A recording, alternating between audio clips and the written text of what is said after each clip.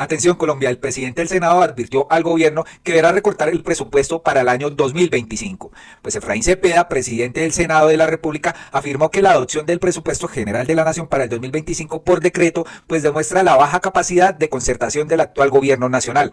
En ese sentido, indicó que el legislativo no son notarios y por ello realizaron la discusión del proyecto. Hágame el favor. Textualmente dice Efraín Cepeda, por eso se cayó el presupuesto por primera vez en la historia reciente de Colombia. El gobierno pensaba que teníamos un Senado genuflexo y no fue cierto. Allí nos impusimos y estamos defendiéndole el bolsillo a los colombianos. ¿A los colombianos? ¿Será que sí colombianos? Yo creo que a los más ricos, que ya recibieron una dura reforma tributaria y recetarle otra sin discusión ahora hubiese sido irresponsable, ¿no? También explicó que hay unos recursos contingentes de 12 billones de pesos producto de una posible reforma tributaria, que en su concepto eso será motivo para demandas. De acuerdo con él, habían hecho una propuesta relacionada con lo que se había financiado. Posteriormente señaló que debatieron la ley de financiamiento o reforma tributaria. Él dice, el Congreso le dio al gobierno casi un cheque en blanco de 15 billones de pesos, que dijo recaudaría en unos tribunales de arbitramiento. Eso fue un fracaso estrondoso y hubo que recortar el presupuesto. Pasó la tijera y lo mismo va a pasar este año entrante que se viene. De otro lado, Cepeda cuestionó la gestión del gobierno para solucionar los problemas con el servicio de energía en la costa del norte del país, el anuncio de implementación de un impuesto de valorización en vía Barranquilla-Cartagena y el recorte del presupuesto para la región. Él dice textualmente, no, eso lo vamos a ver nosotros en la ley de financiamiento. Lo poco que salga tiene que ser distribuido, sino para equilibrar los presupuestos especiales del Caribe colombiano. Eso lo dije durante mi intervención y dije que será un motivo más para que nosotros no acompañemos este presupuesto general de la nación. Pues, ¿qué dijo Gustavo Petro frente a este recorte, señores? Si hay que recortar el presupuesto del 2025 porque el Congreso no aprueba la ley de financiamiento, entonces se recortarán todos los subsidios a los sectores ricos de la población. El pueblo no paga el sobreendeudamiento de Duque. Bueno, una advertencia aquí de Gustavo Petro. ¿Por qué? Porque aunque ustedes no lo crean, algunos ricos reciben subsidios. Como la pensión del señor Pacho Santos, ¿no? Que es subsidiada por todos los colombianos, una de las pensiones más altas, hágame el favor. Pues amanecerá y veremos. Por otro lado, el presidente en la inauguración del Parque Solar en la Unión, pues también dijo que esto de importar gas que están publicando algunos medios, él dice que esto lo está diciendo la prensa y que esto es carreta. Él dice, nosotros estamos importando gas desde hace años. Lo que pasa es que el importador del gas es el dueño del medio que lo dice y los confunde. Escuchemos qué dice. Y gas importado, aunque el importador, están diciendo en la prensa que vamos a importar gas, es carreta. Nosotros estamos importando gas hace años. Lo que pasa es que el importador del gas es el dueño del medio que dice que vamos a importar gas. Entonces nos confunde. Nosotros estamos importando gas por Barranquilla hace años. Y ese precio viene con los costos del gas internacional y es el más alto de todos los energéticos que consumimos. Dicen que ya a través de un movimiento especulativo en Colombia, el gas colombiano está saliendo más alto, más precio que el gas importado, lo cual pues realmente es un robo, porque ¿cómo va a salir el gas colombiano más caro que el que importamos? Si está aquí. Bien, entonces el precio kilovatio hora de Urrá lo venden al precio del gas. Si el precio del gas está a 1.500 pesos kilovatio hora en sequía, porque se aprovechan de las condiciones climatológicas, entonces a Urrá que le sale a 220 vende a 1.000 o algo cercano a 1.000. Imagínense la ganancia. Bueno, cualquiera de ustedes que tenga ganado o algo, imagínense si sus costos son 220 pero vende a 1.000. La libra de carne, supongamos que cuesta el kilo de carne 220 centavos con conseguirlo del pasto, del agua, de las vacunas, de la vaca, pero se vende a 1.000, entonces está ganando 800 pesos por kilo. Este se vuelve rico en un 2x3. Solo que aquí no es con carne y eso no pasa con la carne, al contrario. Eso pasa con la generación eléctrica y lo pagan absolutamente todas y todos los colombianos, exagerando el precio en 4 o 5 veces más que sus costos. Pues aquí nos vamos dando cuenta cómo es el negocio que están haciendo algunas empresas importadoras del gas, ¿no? Por otro lado, reapareció el señor Francisco Barbosa a hablar de por qué cancelaron algunas imputaciones de Odebrecht, que cómo así, que él hizo un trabajo perfecto. Pues miente el señor Barbosa, exfiscal general de la Nación, porque lamentablemente este señor, por dar supuestamente resultados, imputó hasta la mamá del portero.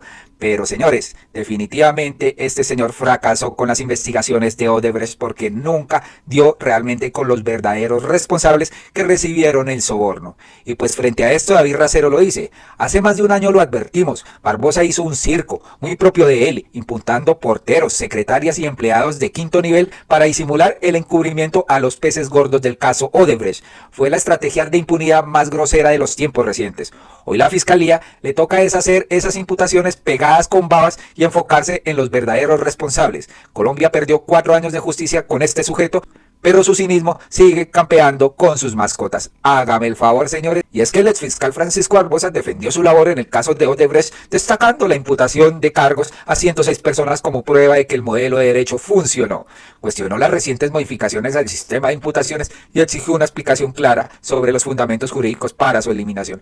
Por Dios, señor, fue un inepto en la fiscalía, no dio resultados, le tapó a más de uno presuntamente. Entonces, y aquí lo dice Roma Rosa, el entrampador Barbosa, fiscal del Clan del Golfo, por el daño y sus cuchinadas, debe responder en lo penal y en la jurisdicción contenciosa administrativa. Falla el servicio por los procesos que se le abrieron sin justificación a 7 funcionarios de la ANI Odebrecht. Él quería una confesión o quería que hablaran mal del director de la ANI de ese entonces. Increíble. Escuchemos qué dijo Francisco Barbosa.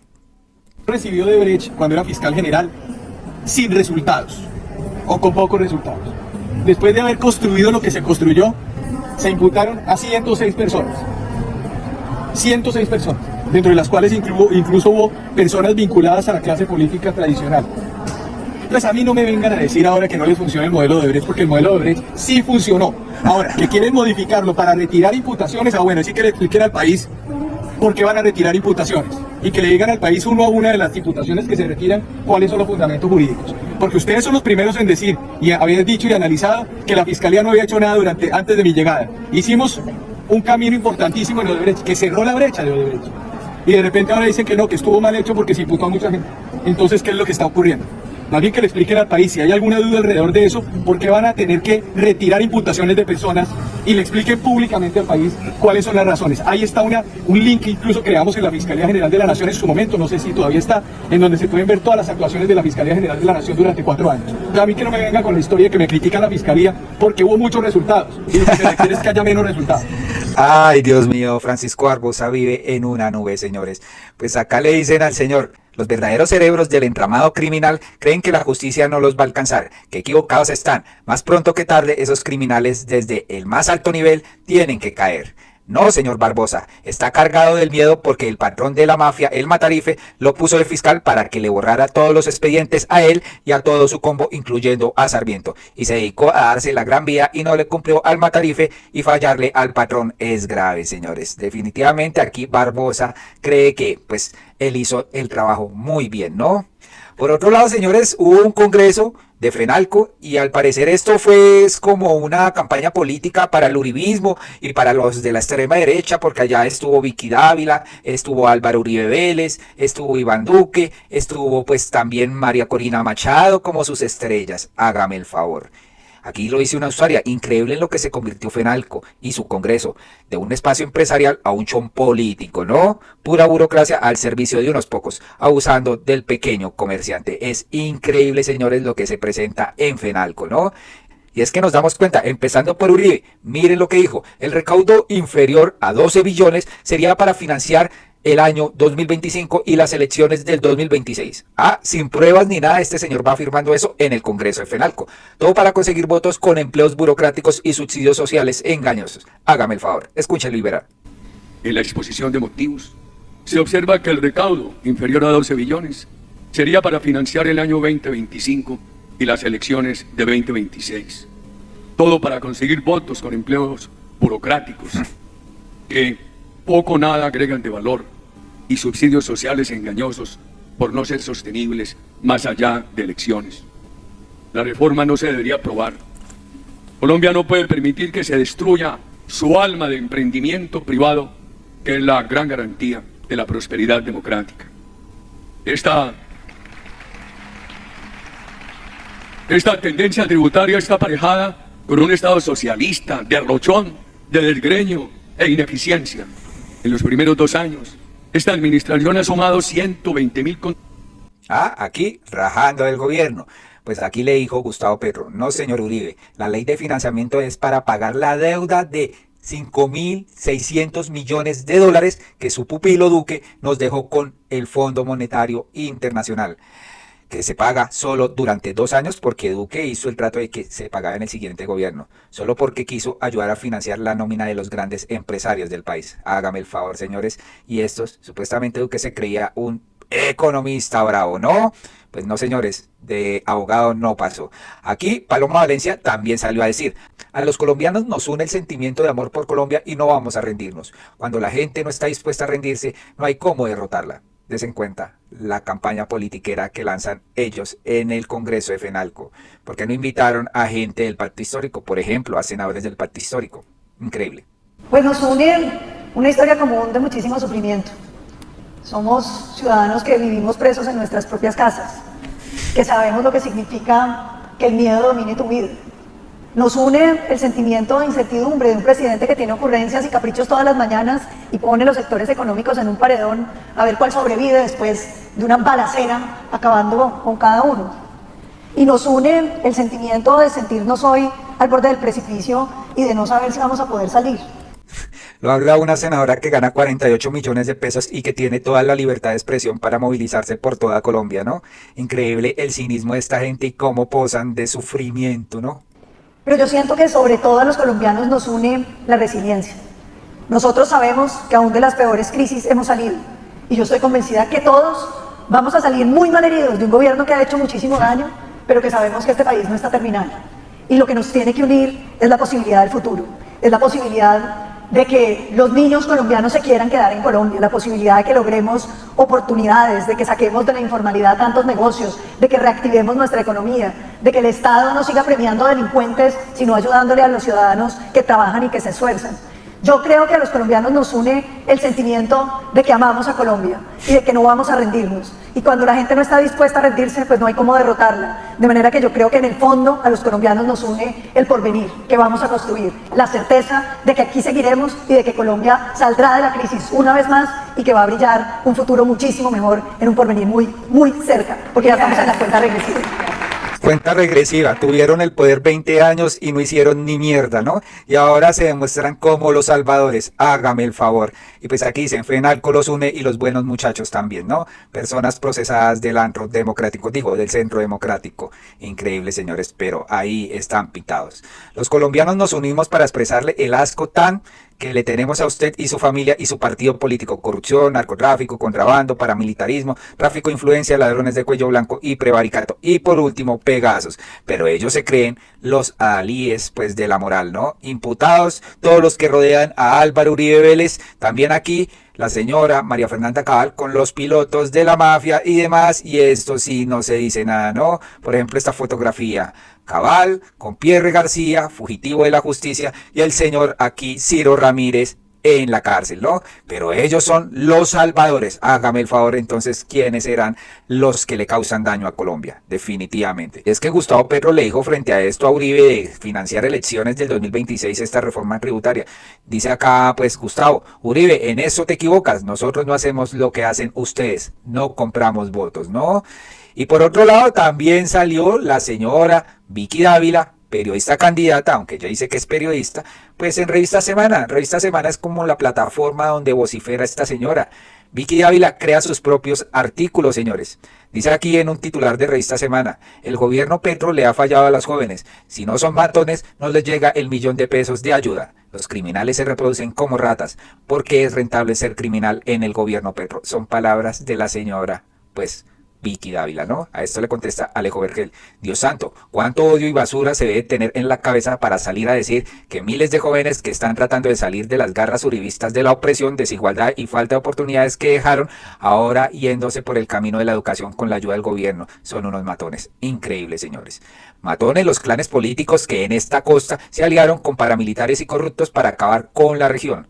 Esto ya no tiene sentido. Difícil contrarrestar tanta malparidez auspiciada por la FLIT y empresarios, ¿no? Es que FENALCO, ¿cómo se le ocurre invitar a esta señora para que lance muchas barrabasadas. Aquí le dicen, es cínica y mezquina, sin moral, sin ética, abusa de ignorantes y pendejos que creen todas sus mentiras. Es que dan asco, dicen acá. Y es que la muñeca Vicky Ávila del Plan Génico queda como un 4 letras después de decir mentiras y sandeces en este evento de FENALCO. Así toca desmentirla definitivamente. Bueno, pilas pues, porque en FENALCO se reunieron los más poderosos de este país para impulsar a la candidata del Centro Democrático, Vicky Dávila. Esto es Notipetro, así que comencemos. En su primera presentación como candidata del Centro Democrático, Vicky Dávila le mintió al país. Escuchemos y de paso la desmentimos. En el caso de Semana, la lista es larga. Revelamos los petrovideos y el país pudo conocer a conciencia antes de votar la suciedad de la campaña. Hasta cómo se hablaba del pacto de la picota y de las visitas a las cárceles para hacerles promesas a los extraditables. Aquí se cae la primera mentira de Vicky Dávila al revelar los supuestos petrovideos. Recordemos que su fuente anónima era Pegasus y el fiscal Barbosa. Así que Vicky Dávila se aprovechó de una estrategia política que tenía Gustavo Petro, que esto lo hacen todos los partidos rumbo a la presidencia, por si ella no sabía, hizo el show, lo hizo mediático, lo copió RCN, Caracol, y al final ¿qué pasó? Absolutamente nada, porque una estrategia política es una estrategia política y esto sucede en todos los partidos, cosas que Vicky Dávila no sabe. También revelamos la confesión del propio Nicolás Petro. Es así que me parece importante, porque culpó a su propio padre, el presidente Gustavo Petro, de supuestamente estar enterado de la financiación ilegal de su campaña. Como siempre, la tergiversación de la señora para sacar una noticia falsa a nivel nacional. Pues aquí la voy a desmentir porque Nicolás no dijo eso. Nicolás Petro dijo era que Petro sí sabía que se había financiado un evento, más no una campaña. Escuchemos a Nicolás Petro y peinemos a Vicky Dávila. ¿Tenía claridad de cómo se auspiciaba y financiaba ese evento? Sí, claro. Como lo dije anteriormente, pues sabía en términos generales que ese evento era financiado por el señor Euclides Torres, pero no sabía los pormenores. Sabía que ahí, por ejemplo, llevaban buses, pero no sabía la cantidad de buses. ¿Hasta dónde llega el odio de Vicky Dávila contra Gustavo Petro para inventarse palabras que Nicolás Petro nunca dijo? Y además, recordemos que Vicky Dávila eliminó un trino donde ella decía que Day Vázquez le había contado a ella y a la revista Semana que Gustavo Petro sí sabía que esos dineros habían entrado a su campaña. Y ustedes se preguntarán... Aquí solo falsedad con Vicky Dávila, ¿no? Y es que aquí hay un trino interesante donde dicen por qué invitan a personas cuestionadas como Álvaro Uribe Vélez. Dice acá la pregunta, ¿por qué FENALCO abre micrófonos, permite intervenir y escucha con atención, otorgando credibilidad a un subyúdice acusado de soborno y manipulación de testigos? ¿Acaso es la Federación Nacional de los Corruptos? Sin palabras, señores, este señor está en juicio y demás, y sin embargo aquí pues lo invitan a esto, el Congreso, para dar sus opiniones, y le creen y lo aplauden. Hágame el favor, definitivamente estamos en el Congreso de los Corruptos, presuntamente. Y Vicky Dávila, miren, des en cuenta, ella creando su titular, promocionándose a través de Revista Semana y publica sus propios artículos en sus perfiles. Vicky Dávila lanza preocupante advertencia sobre Gustavo Petro y las elecciones del 2026. El presidente se convirtió en una amenaza para el país. Hágame el favor, señores. Y aquí le dicen a la señora Vicky Dávila crea una noticia para advertir algo al presidente y el titular ella misma lo pone. Es decir, la revista solo registra noticias de ella misma, porque ella misma crea las noticias y ella misma las difunde y ella misma miente y ella misma es. ¡Qué locura! Definitivamente. El problema con Vicky Dávila es que está hablando mucho con Vicky Dávila y se está dejando influenciar de Vicky Dávila. Y esa Vicky Dávila sí es un total asco de persona y una tremenda miserable, ¿no? El presidente se convirtió en una amenaza para el país mafioso. Corrija su merced, es lo que le dicen acá. Definitivamente Vicky está insoportable con esta posición asqueante que pues utiliza un medio periodístico para difundir sus mentiras, ¿no? Ella aquí dice lo siguiente: estas fueron las palabras de Vicky Dávila, directora de Semana en el Congreso de FENALCO. Estoy muy agradecida con la invitación tan generosa de ustedes, los comerciantes de Colombia. Qué duro que les ha tocado. Primero la pandemia, y cuando ya estaban tratando de recuperarse, empezaron a padecer, como todos los colombianos, a Gustavo Petro. Entonces llegó la tributaria, la del 2022. Se golpeó el consumo y la capacidad de ahorro de los colombianos. Afectaron directamente a los asalariados y a las personas naturales. Un golpe para su sector. Por ejemplo, los aranceles para la ropa importada. ¿Qué problema? Lo último fue que el presidente Petro no quiso sancionar la ley que por lo menos permitía el regreso del día sin IVA. Medida populista que hizo Iván Duque. Ellos dicen que reactivan la economía, pero para nada, señores. Después, acá la señora dice que afectaron los aranceles de la ropa importada, cuando pues se incentiva la producción nacional, ¿no? Que las personas, empresas, dueños de telas y demás estaban quebrando. Y porque les manda un salvavidas, ahora la señora dice que porque les meten aranceles a ropa china y demás. Hágame el favor. Lo digo con sinceridad, lo veo como una venganza a la gente que trabaja, a la gente que busca el progreso de Colombia, a la gente que se esfuerza. Menos mal la Corte Constitucional tiene la última palabra. Escuchemos unos apartes de lo que dijo Vicky Ávila.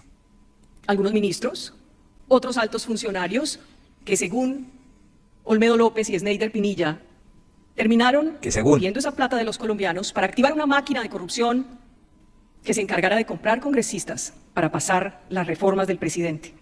Y aún no se ha comprobado nada, ¿no? Hay casi 6 millones de personas en pobreza extrema. En total 16 millones de pobres.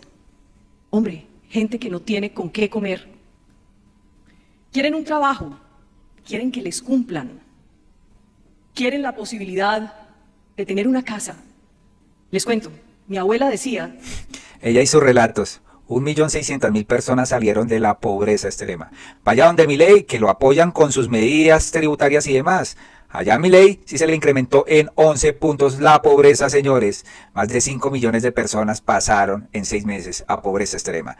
Pero la señora Vicky Ávila aquí mintiendo, diciendo que se ha incrementado la pobreza, cuando en realidad se sacó gente de esta condición. Ahí sí sigue mintiéndole al país. Que tener casa no es riqueza. Pero no tenerla es una gran pobreza. Y sí que tenía razón, ¿o no? La gente quiere un crédito para un emprendimiento, para poder volverse independiente. No sé qué es lo que no ha entendido el gobierno Petro, qué no han entendido los politiqueros y qué no han entendido los enchufados.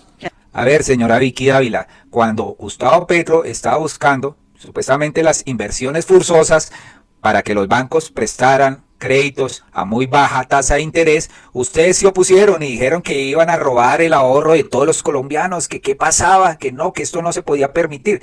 Y esto era para otorgar créditos para estas personas que decidieran comprar su casa a bajo costo o a bajas tasas de interés, también para montar su empresa a bajas tasas de interés. Finalmente, Asobancaria dijo que iba a colaborar con 50 billones más para otorgar estos créditos y no recurrir a las inversiones forzosas. Pero la señora no habla de esto, ¿no? Qué desinformación tan berraca. Que ayudan a este gobierno. Estos y muchos otros problemas son los que debería estar resolviendo este gobierno. Son los que debería estar resolviendo Petro, pero no. Él y su gente están empeñados en incendiar el país. Qué veneno que manda esta señora, no vale la pena seguir escuchándola. Pero sí vale la pena aquí lo que dice el director de Revista Raya sobre la familia de Vicky Ávila. Esto sí vale la pena ver.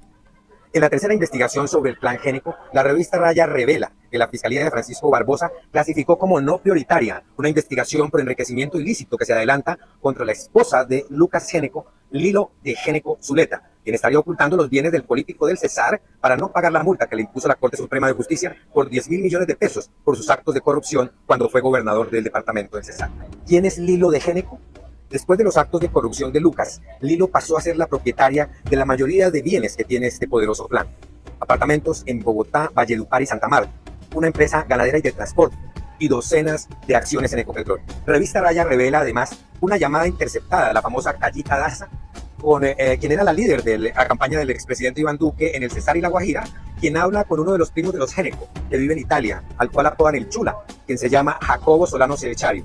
En esta llamada, Jacobo le confiesa a Callita Daza que el senador del partido de la U, José Alfredo Génico, fue el encargado de pagar el soborno a la Corte Suprema de Justicia para que incidieran en el proceso contra su padre, Lucas Génico. Toda la información en www.revistaraya.com. Y estos son los impolutos, los que no rompen un plato y los que pues posan de transparentes. Hágame el favor, señores. Colombianos, hasta acá este video, por favor compártanlo, denos aquí pues una opinión sobre este congreso de FENALCO donde invitaron fue al uribismo, invitaron a la candidata del uribismo y definitivamente cada vez están más rayados estos empresarios que buscan es politizar estos congresos, ¿no? ¿Y qué opinan sobre lo que dice Francisco Barbosa? Un cínico de aquí a Pekín, ¿no? No hizo nada con Odebrecht y ahora posa de que sí hizo mucho, que las investigaciones fueron andando y demás. Ay, definitivamente. Muy amables y hasta pronto.